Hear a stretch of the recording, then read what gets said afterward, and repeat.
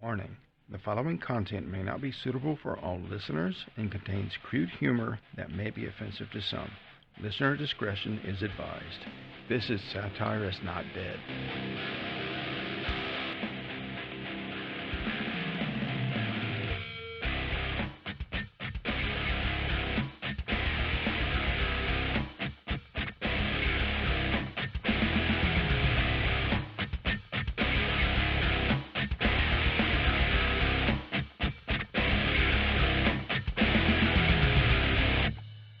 Hello, everybody. I am your host, Harvey, and we're back with more personal stories, satirical articles, and some real news that could be mistaken for satire.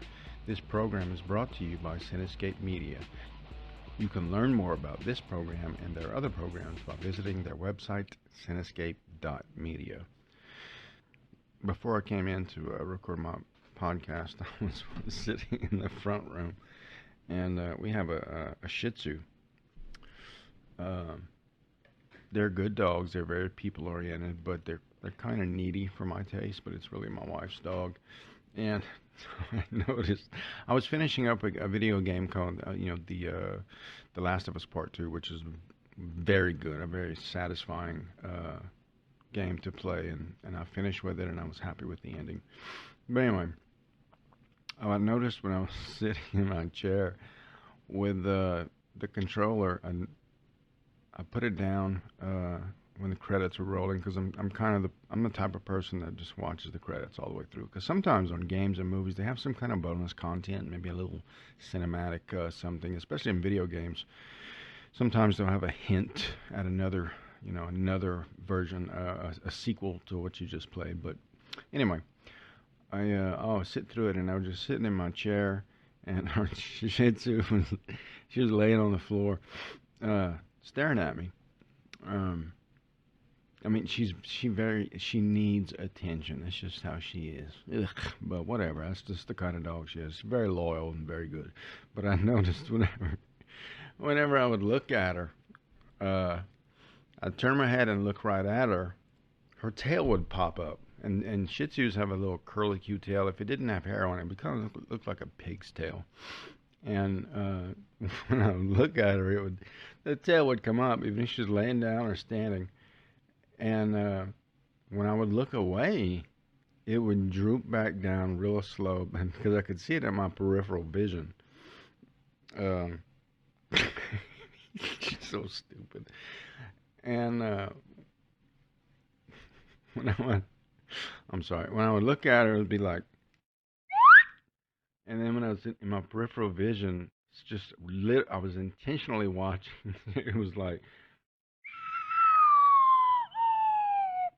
and I just kept doing this.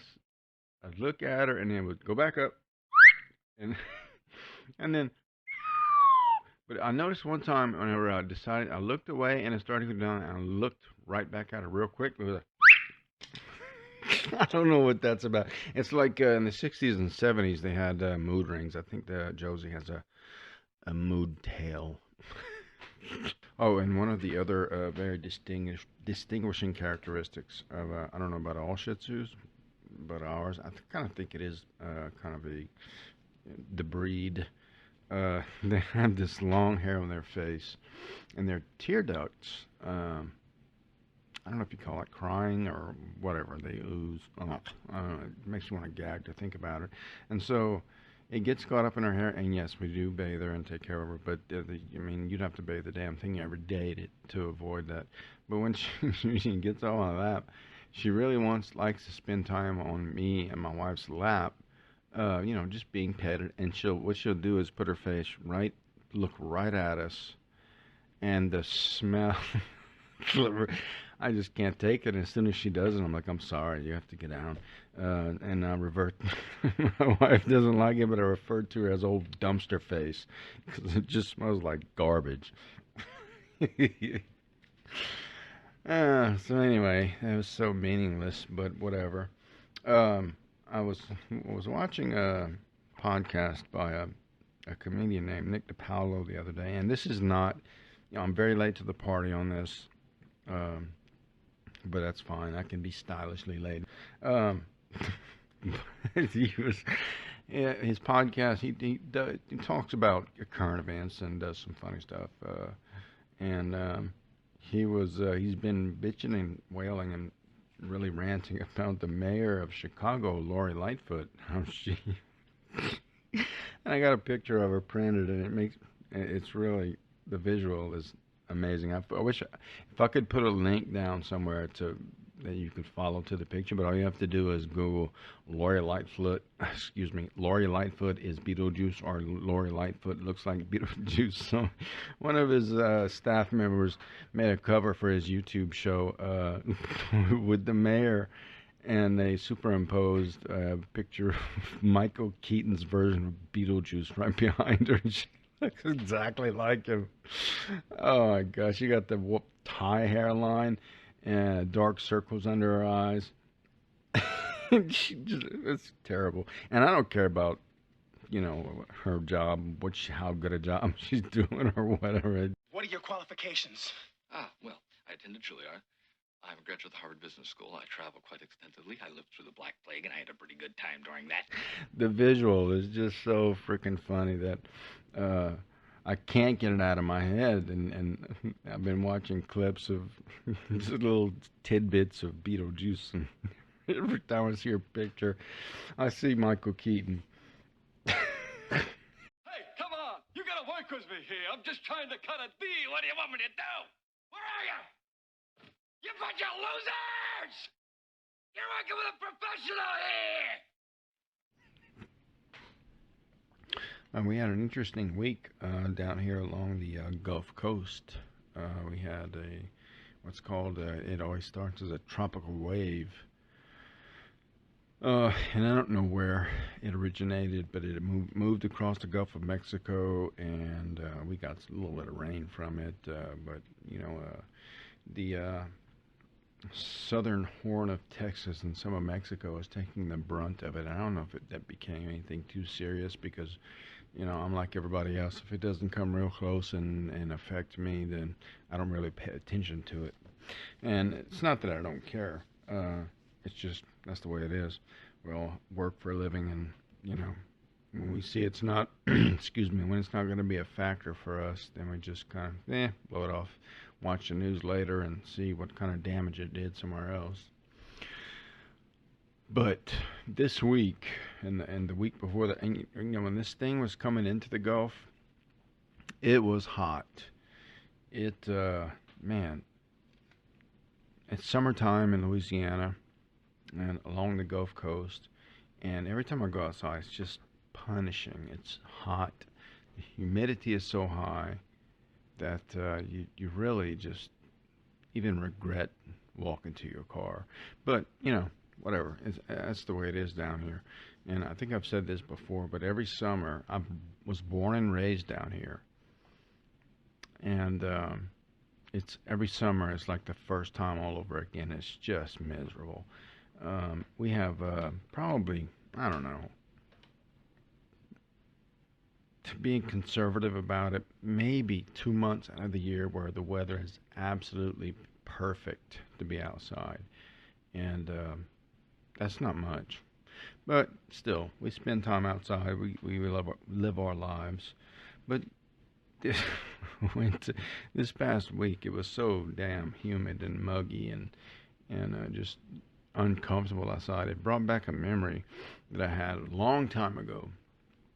As a young man, I worked a job as a part of a crew of industrial roofers, and what our job wasn't like walking on pitched roofs and nailing shingles. We worked on commercial buildings that had flat roofs that had this 1.5 2 foot. It's called a parapet wall around the perimeter of the building, or a knee wall, some people call it. But still, it was a flat roof, and which made it easier. But because it was a flat roof, according to code, I know this is boring, nothing information, but still, because it was a flat roof, we had to use this roll roofing. It was a rubber membrane that you would roll out, and you would heat with a basically a flamethrower, a 3 foot, torch, uh, to melt it to the surface of the roof to, seal it off and make it water resistant, or at least drain the water off. So anyway, I remember working this, doing this job, and we would get up, man, sometimes at 3:30 because we had to, in the summertime when it was hot and dry, we'd work from sun up to almost sundown to take advantage of the dry part of the day, and get as much work done as we could. But excuse me, the majority of the crew were by and large parolees and ex-cons, and it's not that I'm not, highly refined and highly educated and all that, and I don't really look down on, guys like that, because there's a lot of good people that come out of jail and get their shit together and move on. But I was on this crew. It was these two guys, and it's so bizarre that just feeling the heat on me reminds me of all this, which is kind of a good thing because it was a terrible job, and I really appreciate where I am now. But anyway, there were these two guys, and I'll just call them the Coleman brothers, and it was so stupid. They were One of them was a lead guy on the crew, and he was good at what he did. But his brother that came out of jail a little later than he did worked as a helper, and that was like right below where I was. I was kind of a rough end guy. The lead guys would do the finish work, make it look pretty, and do all the important stuff to make it shed water, whatever. And then there were the helpers, the guys who just hauled shit and did the hard, heavy lifting and all that. Well, these two guys were very open about the fact that they weren't ashamed, and they were almost flaunted to people that they were addicted to Xanax. And one of the older brother would come to work, I mean, happy as a lark, singing, and to this day, I still don't understand how you get to that point with downers, but whatever. He would come to work, singing, and just, and then we would be up on the roof doing our thing, and it was fucking miserable. I mean, honestly, if it wasn't 130 degrees up there, maybe more, I felt like I was working in a skillet sometimes. It was just terrible. And this guy, he would unwrap a pill like in a piece of tissue paper, and he would, like he was eating a fucking grape, and he'd be singing and pop it, and like, like, just go away, shut your face, but he was, he was always nice to work around as far as, as long as he was high. Well, there was this time when he and his brother both, I don't know if the area where they lived in had a big drug raid and supply dried up. These two fucking guys, they came to work, and they weren't even to the point where they were going through withdrawal symptoms. They were just not high, and they were pissed off that their supply dried up. And it came to work just cross as bad, just really in a shitty mood. And both of them, they wanted to sleep all the time on the way to the job in the crew truck. And they were, one of the things that they were proud of and they always talked about. And, these guys were the typical, what you'd expect, weather beaten, looked like, rode hard and put up, wet. Their skin looked like a fucking parchment road map from the 30s. And they had these prison tats that were just have, bled and just smeared to the under their skin to the point where you didn't even know what they were. But they were all tattered up and really, really just gangster. Had some street cred, and to be just to let you know, these two guys were white. They were very proud of the fact that they, how this happens in prison. I seriously doubt these days it's allowed, but they were both very proud of the fact that they were skilled boxers in prison, and they had won. And whether this is true or not, but you could tell by the way they moved that they knew how to fight. They did very well in prison as boxers and beat other prisoners, and it's really ridiculous. But everyone, one of the guys was best friends with the older brother. And I'm not going to name specific names, because these guys by now more than likely are probably dead. If they're not dead, they are using pissing and shit into a bag and probably wishing they were dead. But I seriously doubt that they would ever. These guys were of the type that didn't really follow technology. So whatever. The best friend of the older brother was not an ex-con. He was just friends with the guys, and he had helped them out, and he would bring them places. And but he was a beer drinker, like most of us on the crew. At the end of the day, whenever you feel like you're being tortured all day, and you get off and you just want to have a few beers and relax and unwind, blow off some steam. So this best friend of the older brother drank Budweiser. It was the old, not light, but the original Budweiser. And one day, the older brother was watching his friend do some work, and it was freaking just hot. And he was the older, I'll just call him the older brother boxer, was in a very jovial mood because he was all freaking high and upbeat, and things were great, even though it was hot as a son of a bitch up there. And he was watching the guy do his work, and he would just rattle off this stupid shit. The chatterbox is what it made him into, and I still don't understand that. But he said, yeah, if old, and I would just call him Harry, because, as a generic name. He said, yeah, if old Harry was sweating, he'd be sweating pure Budweiser. And it was just, meant to be a joke and to poke fun at the fact that the guy liked to drink. And this guy, he was doing his work, a little miniature blowtorch, and he was doing, melting this rubber membrane together and making it look good and shed water and all that. And he didn't even miss. He had a cigarette dangling from his lip.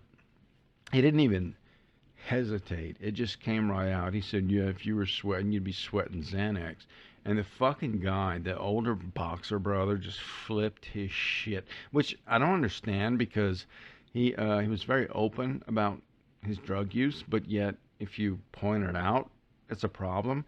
He fucking flipped out. He was throwing tools on the roof, just absolutely fucking losing it. And everybody else, me and the rest of the crew, the little younger helpers, and of course the scraggly younger brother of this, the older brother boxer, we're just leaning on our tools and watching it happen. And he was fucking just losing it. And there was this one year, I remember a guy was younger than me. He had I don't know what tribe he was in, but he was an Indian. Really good guy. Yeah, I loved working with him. He was a good, always happy. And he had to go hide. He was laughing so much, he had to go hide because he was afraid that the older brother boxer would see him and start going after him for laughing at him. Because honestly, these guys, we all knew, we were told by the best friend of the older brother boxer that these guys could fight. Laugh at what they did in prison as boxers and whatever, but he said they knew how to fight, and so everybody was aware of that, and we would never get into it with them. We just kind of would let them do their thing and watch them and this sneer and make fun of them off to the side. But we would never open it, because the best friend of the older brother boxer said that pound for pound, these dudes were the baddest motherfuckers he ever met. And so because of their background, where they came from. If you ever got into a fight with them, they have nothing to lose. I mean, of course, if they were on parole uh, and they beat the shit out of you, you report them, they're going back to jail. So what is their motivation then? To just fucking finish you off, put you down, or beat you to the point and threaten to come back and kill you. And not, it was really, really just like that. But this little Indian fella was off in the corner and he was laughing his ass off. He couldn't even breathe. And so everybody eventually it kind of simmered down, and Harry was just standing there looking at his friend and kind of giggling and laughing, and things moved on. And it's just so funny that when it's so hot, that everyone's fuse shortens probably by 2/3 as far as getting pissed off. But there was this other time whenever the older brother boxer, going back to what I said when their supply dried up, and his younger brother boxer, both came to work when they had lost, their supply dried up, and they were both in just a surly, salty mood. I mean, the older brother boxer wasn't singing like a lark. He was just really despondent, sitting there and bitching and moaning. And when he got to the job on the roof, the younger brother said something or did something that just absolutely set his brother off. And they went at it. They started fucking screaming and hollering, fighting each other. I mean, they went into their fighting stances, and they both were very good, honestly. I mean, I used to watch HBO, or it was the Friday Night Fights on HBO, if I remember correctly. And these guys, they knew how to fight. And so the older brother boxer was a bigger guy, and he was a brawler. And the younger brother boxer was just a little wiry fucker, and he was fast. So they really couldn't hurt each other. They'd land a few blows, but never really broke any skin. And we were just watching them. And whenever this kind of shit happened, we would just lean on our tools. But everybody, we never made an agreement, but everyone had some kind of a tool, a heavy tool in their hand, in case they just went absolutely berserk. And we were either leaning on shovels or a spud bar, which is basically a 5 foot tall chisel that you would use to scrape stuff off of a roof, like gravel and whatever. And it was a big, heavy object. And the other guys that had their basically these flamethrowers that they would use to apply the roofing material. And these guys were just absolutely screaming at each other, throwing stuff, trying to hit each other. And the fucking foreman comes up there and he's like, what the hell's going on up here? Why don't y'all break this up? And we're like, are you kidding? We're just going to let them finish each other off and fucking be done with it. And even he laughed and just let them finish their thing. But one of the... you got to know these fucking guys. They were so stupid. They were by and large uneducated, I'm assuming, because of the way they talked. And, the older brother kind of, in some bizarre way, kind of considered himself an intellectual. But he would use, words like dramatically, and just make shit up. But he was, stoned out of his head whenever he would do that. But they could read and write, I'm assuming, because, we'd get a paycheck every week and had to go cash it unless he would, they would bring it to their fucking 8-year-old kids and let them forge their name for it and just say, I need to cash my check. But anyway, one of them, I think it was the younger brother boxer, they had these prison tasks that I mentioned before, and one of them had, he had on his knuckles, and where you could actually read it from, like we read from left to right. If you held both of his hands together with them balled up in fists, would spell on each knuckle K-I-L-L-Y-O-U, across the next hand, you, kill you. And, which is not surprising considering the kind of guys they were, but he was so fucking dumb. He didn't like the blank space on his last pinky knuckle of Y-O-U, of the one that said you. So he had them put another U. Y-O-U-U, kill you. And he thought it was, he didn't even understand that it was a fucking misspelling. He just did it to fill in the space, but he didn't even understand that it was misspelled. And these motherfuckers, there was one time when I brought one of them to their house, brought him home that, one of the guys didn't show up for work, and so he didn't have a ride home, and his, according to what they would call their ex-old lady wouldn't come get them and bring them home, which, in modern terms means ex-wife or ex-girlfriend or ex-whatever broad he got pregnant. And I brought him to this house, and as soon as he got out of the car, this was a ramshackle place. And, it's hard when you get out of jail, you get out of prison or whatever, and, to pick up where you left off or try to make a living. But his kid's bike was in the yard, and it was in front of the steps. And I remember he got out of the car and was like, I'll see you tomorrow, whatever. And he went to the steps, and he didn't even hesitate. When he got to the steps, that he grabbed that, it was a bicycle, like with training wheels. He grabbed that thing and slung it across the fucking yard. I think it was even to the neighbor's yard, and threw the door open and started yelling. I'm like, holy shit. He was screaming, going into the house, like, I'm out of here. I don't want to see a domestic. I really don't see a domestic. And just the image of his brother being so proud of the fact he had tattoos on his knuckles that said kill you, and one word was misspelled, but he didn't realize it, just really stuck with me. Moving on, I have an article from the onion.com. It's about this Karen thing. Why did you do that? Why? White women demand Karen be labeled a racial slur. This is a satirical article, and I kind of agree. Because if you would use words like, I don't know, Shaniqua, Lucretia, the shit would hit the fucking fan over it. Anyway,